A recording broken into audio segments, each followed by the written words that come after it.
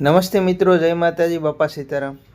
તો આપણે ઊંધિયું બનાવતો હોય તો એની અંદર મુઠિયાનો સ્વાદ સરસ આવતો હોય તો આપણે દુકાનવાળા કેટરર્સવાળા જે રીતના મુઠિયા બનાવે એ રીતના આપણે ઘરે શાક બનાવીએ તો એની રેસીપી આપું છું તમે, તો વિડીયો જોતા રહેજો કેવી રીતે બનાવીએ।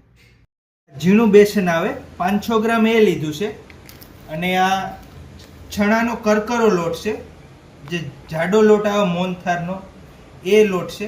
તો 1 કિલો બેસન ટોટલ લેવાનું છે તો 500 ગ્રામ એ ઝીણું અને 500 ગ્રામ જાડું 1 કિલો બેસન લઈ લઈએ આપણે। ટોટલ 1 કિલો બેસનનું બનાવીએ છીએ આપણે। ધાણા મેથીને મેં કાપી નાખ્યા છે, હવે ધોઈ નાખીએ, એ નાખી દઈએ છે। 200-250 ગ્રામ ધાણા મેથી કાપેલા ધોયેલા નાખી દઈએ છે। કાપી નાખ્યા પછી હવે ધોઈ નાખ્યા છે।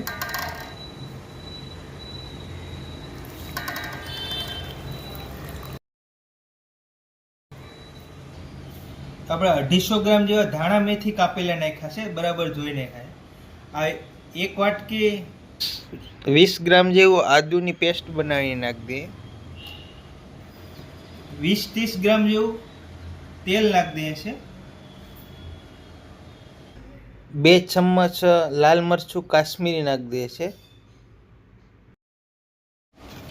ધાણા જીરું 2 ચમચ નાખી દઈએ। હળદર નાખી દઈએ છે 1 ચમચ। નમક 1.5 ચમચ નાખીએ છીએ, અંદાજે 15 ગ્રામ। આ આમચૂર છે 1 ચમચ નાખી દઈએ ખટાશ માટે। તલ નાખીએ છીએ 10 ગ્રામ જેવા। ગરમ મસાલો 2 ચમચ નાખીએ છીએ। ખાંડ નાખી દઈએ 4 ચમચ।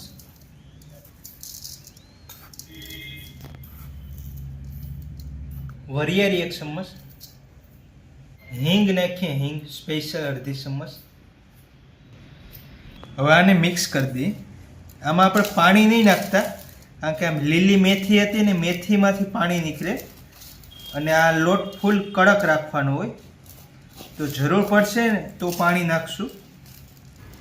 તો પહેલાં કોરો લોટ મિક્સ કરી દેજો, ખાસ ધ્યાન રાખજો પાણી નહીં નાખતા, પછી મિક્સ થઈ જાય પછી આપણે 50 ગ્રામ જેવું પાણી નાખવું પડશે, જેમ જોઈએ એમ પાણી નાખશો।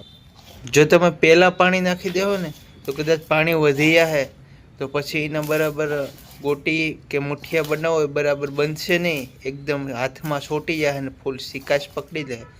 આપણે ખાલી અડધી વાટકી પાણી નાખીએ છીએ, ઘટશે તો પાછું નાખશું, બાકી પાણી વધારે નહીં નાખવાનું। જો એકવાર લોટ ઢીલો થઈ ગયો ને તો પછી એમાં પાછો થોડોક બેસણ કોરું નાખવાનું અથવા ઘઉંનો લોટ નાખી ને તમે પાછો કડક લોટ કરીને પછી જ એના ગોટી બનાવજો। આપણે આ વાટકી છે એ નાખી દઈએ છીએ, 1 વાટકી જો છે હજી, એનાથી સરસ હવે લોટ બંધાઈ જાય। હવે પાણીની જરૂર નહીં પડે અને મિક્સ કરી દઈએ।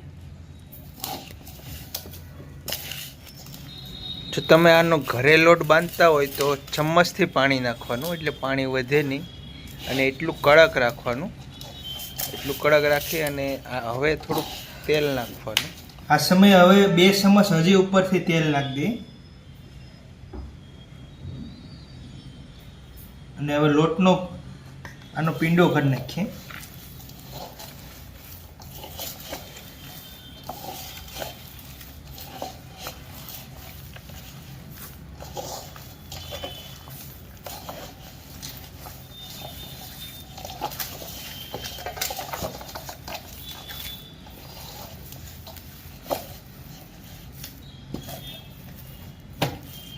હવે ત્યાં ચમચીથી ઉછળી નાખવાનું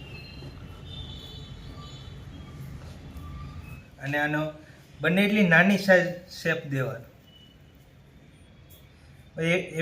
એવડો શેપ દેવાનો, એવડી બધી બનાવી નાખવાની ગોટી।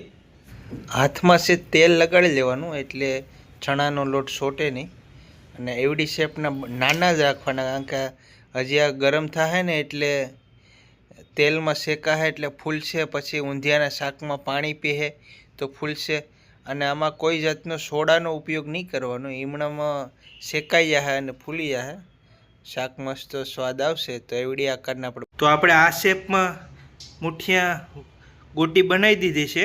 આ 1 કિલો એક બેસનની બની છે, 3 ડીશ ભરાણી છે. હવે આપણે આને તળી નાખીએ. તેલ મીડિયમ રાખવાનું. એક એક નાખવાના હાથે, આવી રીતે નહીં નાખવાના. તો અમારે પ્રેક્ટિસ હોય તે નાખીએ, તમે નાખશો તો તેલ ઉઠશે, ધગી જાઓ.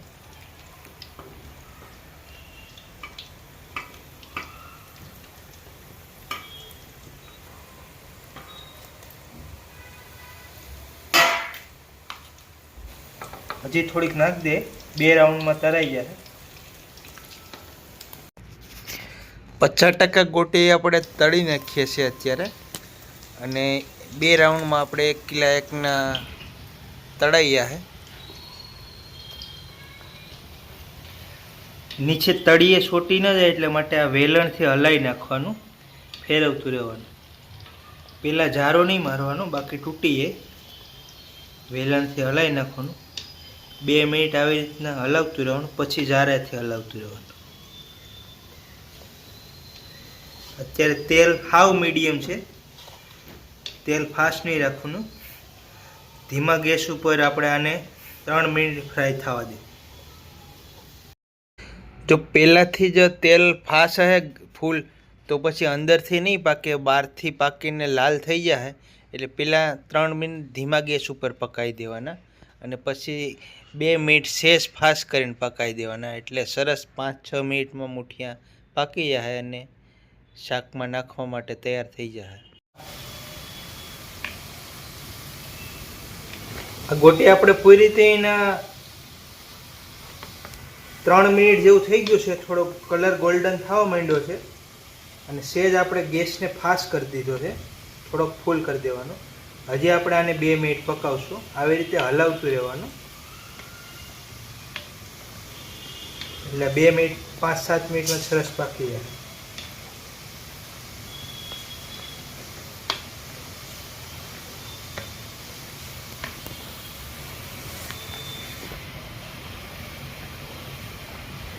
પાંચ મિનિટ જેવો સમય થઈ ગયો છે, અને સરસ હવે પાકી ગયા છે.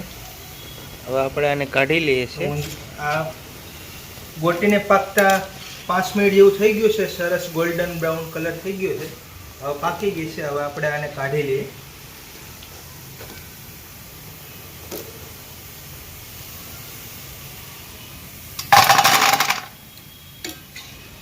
તમે ઊંધિયું બનાવો ત્યારે આ ઊંધિયાના મુઠિયા આવી રીતે બનાવજો અને ટ્રાય કરજો. સરસ ઊંધિયું બનશે. અને અમારી ચેનલમાં નવા હોય તો ચેનલને સબસ્ક્રાઈબ કરજો, વિડીયોને લાઇક કરજો, શેર કરજો. કાંઈ પ્રશ્ન હોય તો કોમેન્ટ જરૂર કરજો.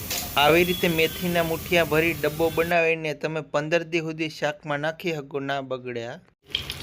તો બીજો રાઉન્ડ પૂરી દઈએ છીએ.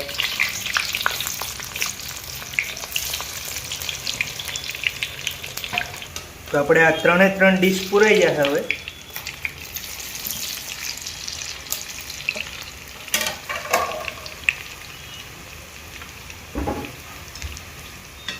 સેમ આને આવી રીતે વેલણથી હલાવતું રહેવાનું.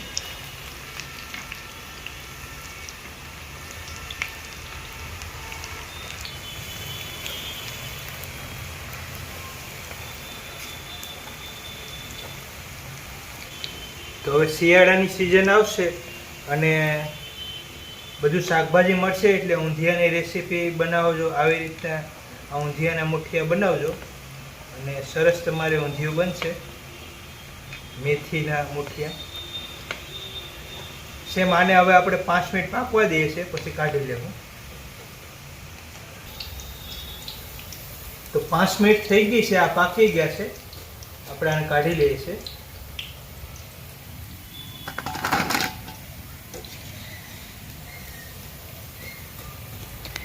તો આપણે અહીંયા મેથીના મુઠિયાનો વિડીયો પૂરો કર્યો છે.